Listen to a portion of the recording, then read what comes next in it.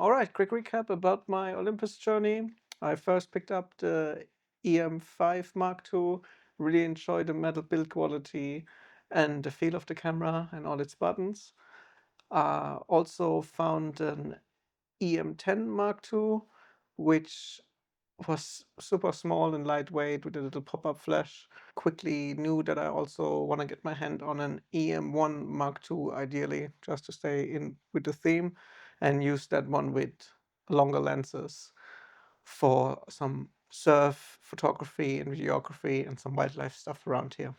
I ended up buying the OM1 because I found an amazing offer with a rental house. I actually thought I would end up with an EM1 Mark II just because they are generally significantly cheaper than this OM1 or the EM1 Mark III. But yeah, I was quite happy that I picked the stacked sensor one up. Anyway, back to the camera. Build and buttons are still second to none. I think the IP rating is only matched by Leica. The camera I got from this rental house is a little bit banged up. But yeah, just lost the paint over the metal, which I quite enjoyed that patina. The menu itself is a bit convoluted, I would say. And the touch function in the menu is also not working flawlessly, but those are the only gripes I have with the camera, actually. The mode selector on the back, where all the buttons basically change functions, is great. Yeah, Olympus must have a patent on that. Otherwise, I'm surprised that other companies are not stealing that from them. It definitely beats a movie and video switch, in my opinion. Image quality wise, I was very surprised in different ways, I have to admit. Um, it is not that much better, I think, than even the older 16 megapixel sensors of the EM5 Mark II and the EM10 Mark II even. But the moment the sun gets lower and you have to crank the ISO a little bit, it makes a huge difference. So yeah, it's really, yeah, if you find yourself often in darker situations, that stacked sensor really makes a difference and almost negates like the biggest problem of Micro Four Thirds. I can like shoot this easily on ISO 4000, even 6400 without massive problems. Yeah, I was really quite stoked about that part. AF wise, I thought it would be much better. It's actually like much better compared to cameras from that generation or that price range, even better. It's really good and sticky. I had much higher expectations of the autofocus, but yeah, it was not that much better than from other cameras I'm using, like the Lumix. Still can do that. I think the reputation Olympus had as an amazingly autofocus camera was always compared with the old Lumix cameras when pre-face detect. I think that playing field has leveled quite a bit since then.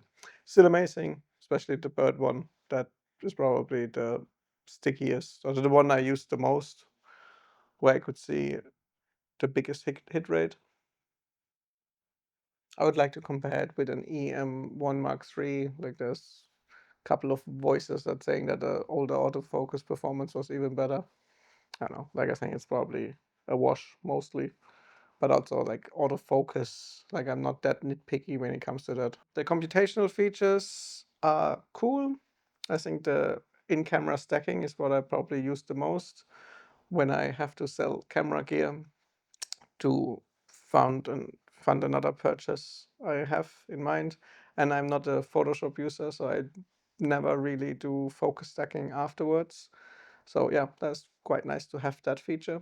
The Live NDs I played around with, but for me, that's not something I do as much, I would say. I'm not chasing waterfalls. So yeah, it's cool it's there. Have it and not use it than needing it and not having it. But yeah, mostly computational wise, I think that stacking feature, especially the macro lens, that is super helpful, especially if you're someone like me who does not enjoy editing as much. It would be great if the Live NDs worked for video, of course. That would be a much bigger reason for me to use it. Well, not just for me, for everyone. And yeah, speaking of video, yeah, there's a reason why Olympus is not known in the video community that much. Being locked into OM log or HLG if you want to shoot 10-bit is a bit strange. The video menu is oddly complicated too, I found. Like I have some quick shooting menus which are easily accessible, but I have one super slow-mo setting. Like if I would lose that in the quick menu, I'm not too sure I would get it back to how it is set up. But yeah, like super slow motion is also not something I use all the time. Like 4K and 4K in 60p and 25p is usually what I use the most, I would say. I did shoot video with the EM5 Mark II and the OM10 Mark II. I don't think still like on a tripod on legs, it's that massive, probably would not be a huge differentiator again. But yeah, the moment you walk around with the camera, the Olympus stabilization, that's probably where the OM1 really is going to be much better if you just shoot in 8-bit and want to turn around your footage right away.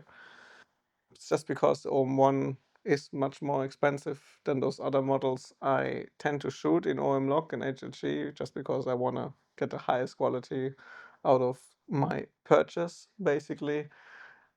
And I don't mind usually grading and editing the video footage more. I'm not great at grading at the best of times, so I need all the help I can get. With Vlog, you get a lot of online help. You have LUTs and you have color conversions in DaVinci Resolve, but with OM, I am kind of lost. Mostly because there is not a big knowledge base as it is with the Panasonic shooting. The LUT coming from OM systems look weird to my eye somehow. That's why all the footage you see in the background I created by eye basically without conversion and without any LUTs. I think it still looks good, but yeah, like I said, for a fussy client I would be worried. Also, after having shutter angle with Panasonic cameras, that's obviously something you will miss quite a bit. On the other hand, your footage will always look super smooth with the sensor stabilization, and the autofocus is quite sticky as well in continuous autofocus if you film something moving. Whereas out of the box, I would say other systems are a bit easier, and I think I could definitely tweak the autofocus more suitable for certain situations.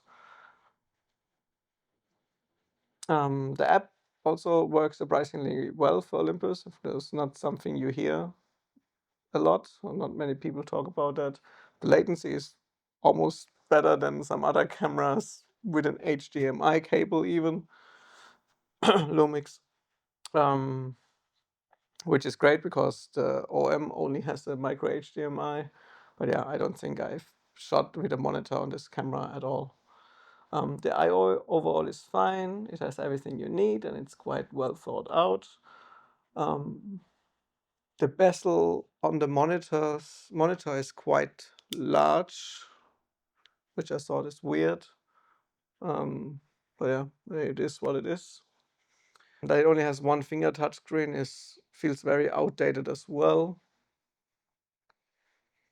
And the EVF looks amazing on paper, but feels kind of small, which probably has something to do with the overall size of the camera.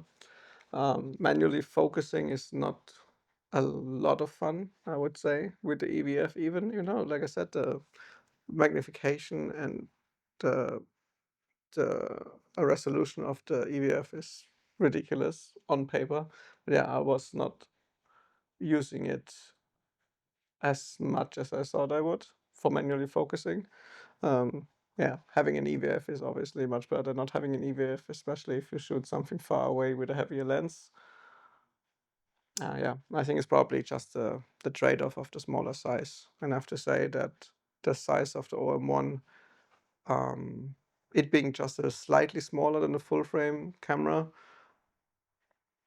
still enough for me to take it out over a full-frame system. And it's not just because of the lenses, but yeah, that obviously is a factor too.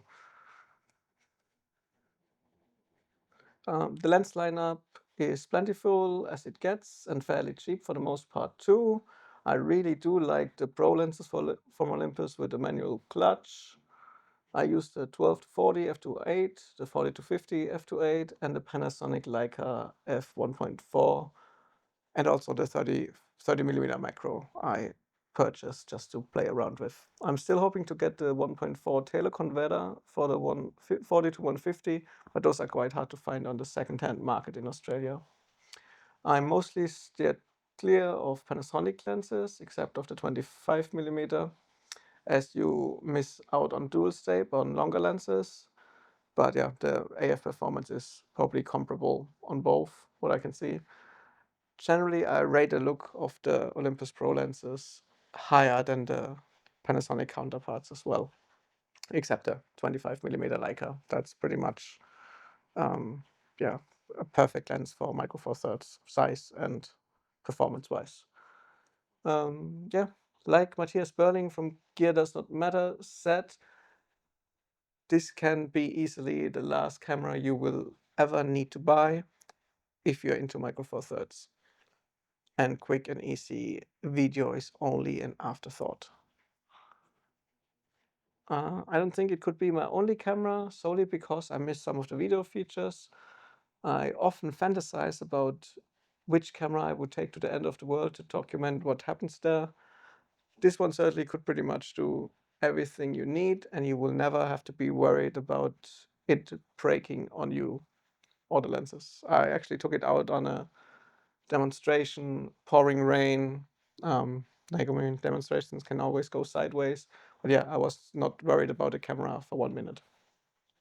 Well, if you subscribe to my channel, you can see if this camera will stick around or if I finally manage to actually downsize my equipment to only one camera. Cheers and thanks for listening. I see you out shooting.